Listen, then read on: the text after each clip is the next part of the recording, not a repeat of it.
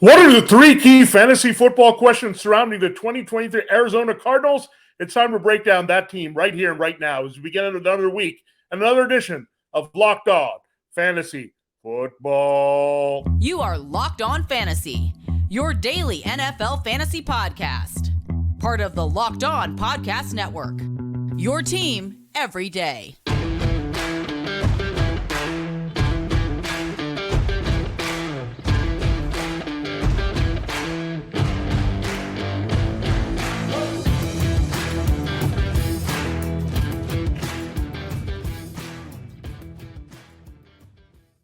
Greetings, everyone, and welcome to another edition of the Locked On Fantasy Football Podcast. As usual, I'm your host, Vinnie Iyer, and I'm not doing this. I'm writing about NFL and fantasy football for sportingnews.com. Here we continue on with our series looking at all 32 teams, asking the three key questions we want to get as much answers to here ahead of training camp. We're to the NFC West, so we've gone through three divisions there, NFC East, NFC North, NFC South. Now we're closing the conference with a look at the division out there in the West with the Arizona Cardinals, Los Angeles Rams, San Francisco 49ers, and Seattle Seahawks. That's the spotlight division of this week as we try to get to all 32 teams here before training camp, which we will, and we'll break down in depth for you on this show. So if you missed any of the episodes, starting with the Dallas Cowboys there in this series, check it out. We've got already 12 teams down, 20 more to go, including the four teams from the NFC West for you this week. We'll try to shed light on the most pressing issues. Really, we want to know as fantasy football players before we start thinking about the players and then finally drafting them in August in our redraft leagues. This episode is brought to you by FanDuel Sportsbook, official sportsbook of the NFL. Make every moment more. Visit FanDuel.com/lockedon today to get started. All right, the first team up in this division by alphabetical order is the Arizona Cardinals, really the first team in the NFC there with the AZ. And the Cardinals do have some key questions. Number one, how healthy is Kyler Murray? We're not quite sure, but he tore his ACL in December. The recovery period has been pretty good, but it's a new coaching staff, new general manager. They're trying to play it very cautiously here, so they're not trying to rush Kyler Murray back because why would you? He's your big investment. If you're new coaching staff and front office, you want to make sure that your quarterback that you paid a ton of money to is going to be ready to go before you risk further injury with him on the field. So they're taking their time. There's a very good chance that Kyler Murray starts the preseason beyond training camp on the physically unable to perform list. That would put him on the shelf for a while, for multiple weeks, maybe cutting into the regular season. Colt McCoy has had some surgery of his own on his elbow. He is expected to start early in the season. David Blau is a third stringer, so he would be an option right now, unless they went out and got a quarterback that you'd say is an option for the Cardinals. So let's look at Kyler Murray from last year and see how high he scored. QB 19 overall. This is after he tore his ACL. QB 7 in terms of average points per game. So pretty big year that way as a QB1, finishing in the top 12.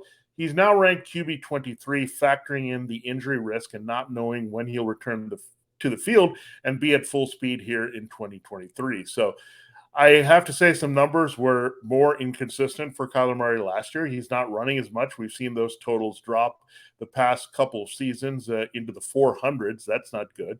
And he's not as big of a threat to score in the red zone ever since James Conner came into the mix, and Conner had a big scoring year in 2021, not as much in 2022 when they just didn't score, period.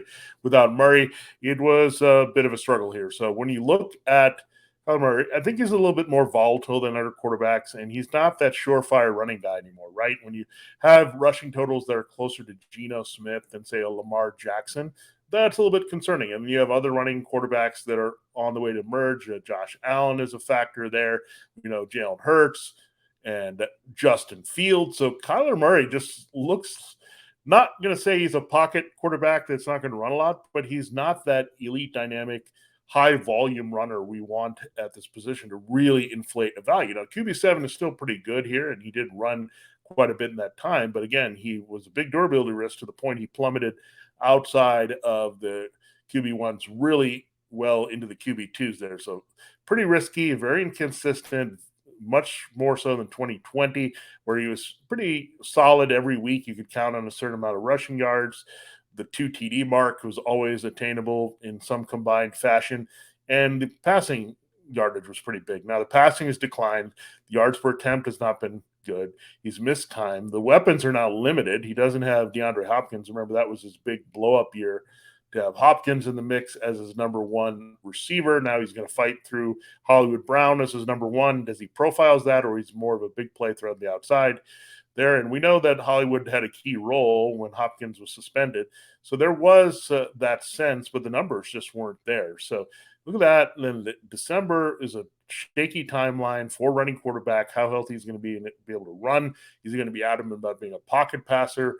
Are they going to be more lenient with that? Now, the one thing to notice about this Cardinals offense, it's not borrowing from the Eagles. They are really borrowing from the Browns offense. That means run heavy traditionally and then setting up the quarterback for short to intermediate passes. So going away maybe from the spread formations and really taking the ball downfield. I don't think that's going to be Kyler Murray's strength here. And they also don't have the depth right now, right? Without DeAndre Hopkins, you're looking at 3 receivers when you go into that set for 11 personnel. Marquise Brown, Rondell Moore, and Greg Dortch are your top 3 receivers. And there's a little bit limitation in that group, right? I mean, a few small guys, maybe speed and quickness, but not necessarily that big target downfield. So I think you'll see using the open field, short passes. You'll see a little bit more 12 personnel, I think, with also Trey McBride and Zach Ertz at tight end.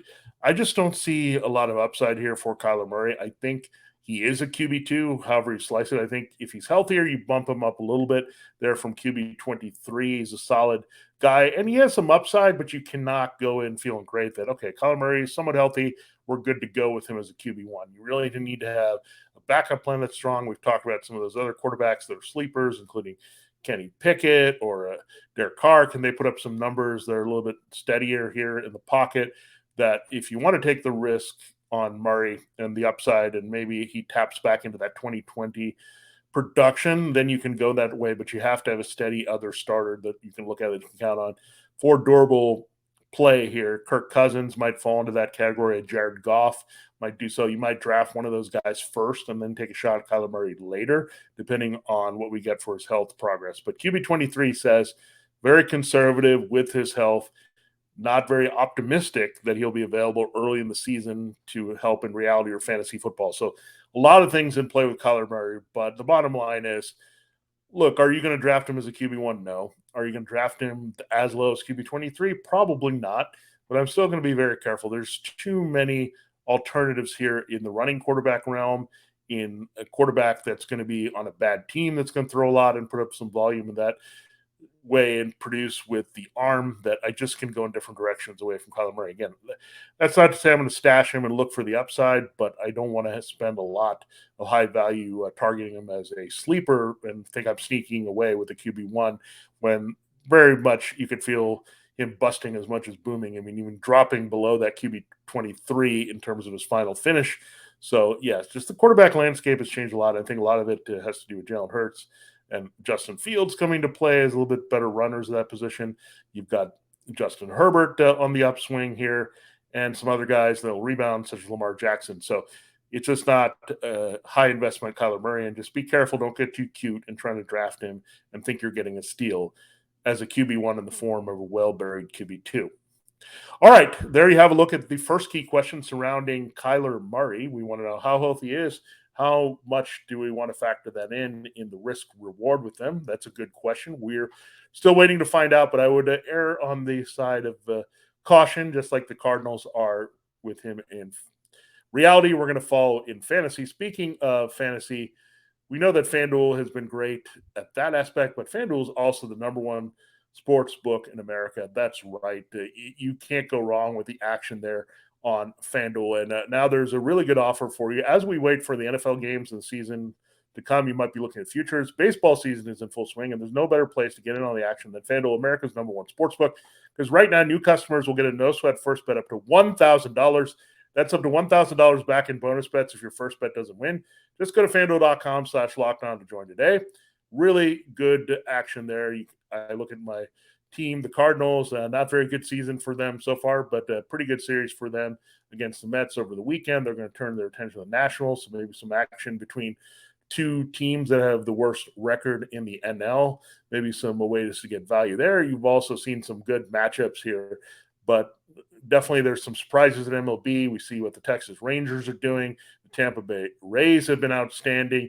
Now we have the Giants and Reds making a lot of noise here in the NL with some young players. So it's an exciting time to get in on MLB action, especially on FanDuel as we get closer to the All-Star break. So don't miss your chance to snag that no sweat first bet up to $1,000 when you join FanDuel today. Just go to FanDuel.com/lockdown to sign up. FanDuel, official sponsor of Major League Baseball. Major League Baseball trademarks used with permission. All right, it is time to continue the show here on Locked On Fantasy Football. We're breaking down the Arizona Cardinals and the three key questions that we would like answers to for fantasy football in 2023. We're Locked On Fantasy Football. Subscribe and follow for free wherever you get your podcasts, including on YouTube. We're part of the Locked On Podcast Network, your team every day. That means that tomorrow we'll look at the Los Angeles Rams going down. So we'll go from Arizona to Los Angeles, then finish with the double S's, San Francisco and Seattle with the 49ers and Seahawks. Breaking down this division in full here in the NFC West before we move on to the teams in the AFC, starting with the much anticipated battle, maybe a 3 or 4 team battle in the AFC East. All right, now let's turn our attention to a key question in the Cardinals passing game. They have 217 vacated targets, the 5th most in the NFL. And here's the question we want answered. Is Marquise Brown going to take advantage of this to be a potential wide receiver 1? All right, we know the guy that was let go here recently, DeAndre Hopkins. He was looking at the Titans and Patriots, potentially joining them.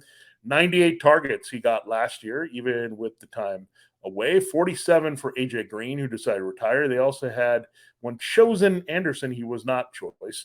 He had only 17 targets. So those were the main guys at wide receiver who are gone.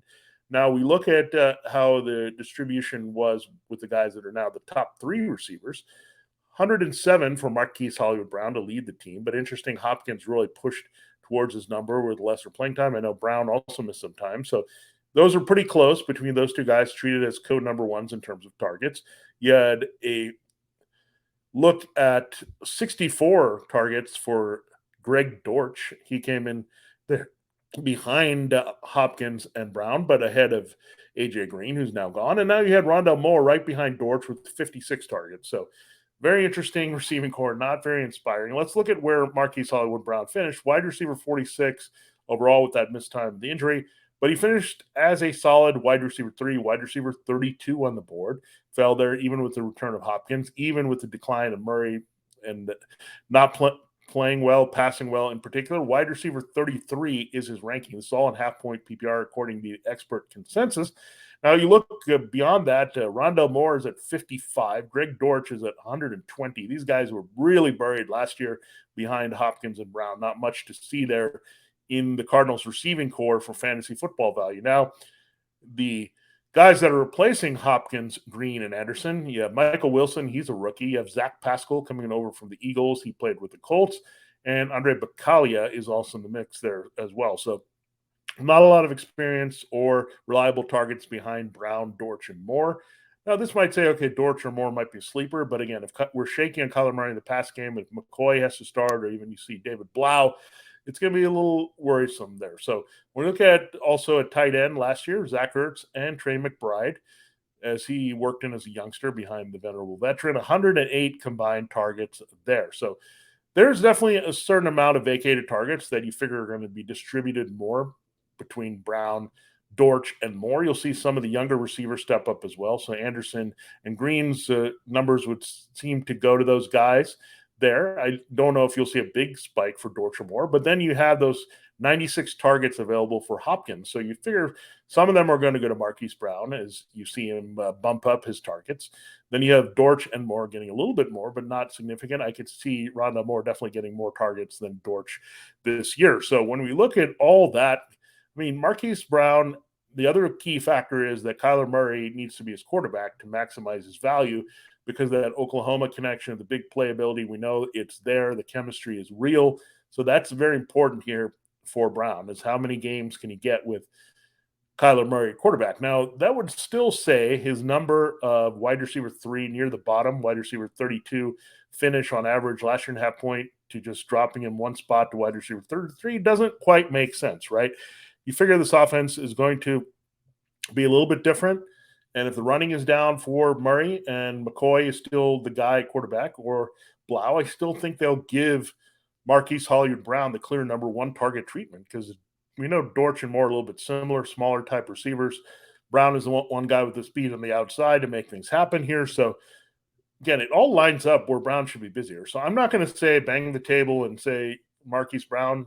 All those targets are gone from Hopkins. He's got to shoot up as the number 1. That's not going to happen just because I don't trust this passing offense altogether in transition here with a new offensive coordinator. It comes from Cleveland. They ran a lot there. We'll break that down for you with James Conner and what we expect from him in our final segment there. And really, I just don't have a lot of great vibes about Marquise Brown, but I'm not going to bury him as a wide receiver 3. I think there's too much opportunity available as Murray would come back at some point. We think he could miss up to a month, but when he comes back, that's still a lot of games for Hollywood to play with his former star Oklahoma quarterback there. So I'm feeling good about it where I'm going to bump him up more to that wide receiver 2 status or a high-end wide receiver 3. So not get crazy with Marquise Brown, but I think this is a little bit undervalued in terms of his ranking based on his finish last year and based on the upside he has to collect more targets and be more effective overall with Hopkins gone in Arizona. All right, those are 2 key questions. We'll get to the 3 key questions here. In our final segment, it's going to be about James Conner. So spoiler alert there, we want to break down what his role could be here in this new offense that comes over from Cleveland. So a lot of good stuff here to break down with the Arizona Cardinals. Thanks again for making Locked On Fantasy Football your first listen every day. Again, we will be looking at the Rams, 49ers, and Seahawks the rest of the week. Subscribe, follow for free wherever you get your podcasts. We're part of Locked On Podcast Network. Your team every day, your fantasy football team every day. It's time to close the show and ask that key question about James Conner. Can you trust James Conner as a potential RB1 workhorse? Now, let's look at his numbers, shall we, from where they were with that big year in 2021. And really, it was quite impressive. He still finished as RB20, even with the touchdown regression that we expected. But in terms of average points per game and half-point PPR, RB10, he's now ranked at RB23. So we knew he was not going to duplicate that massive season he had 2021 when he had the 18 touchdowns. But let's look at his numbers from last year. Even with some missed time, 1,082 scrimmage yards and 8 TDs. So that is not bad. If he had looked at it for a whole season, then those numbers really jump up. They go up to 902 rushing yards. You get 9 TDs there total.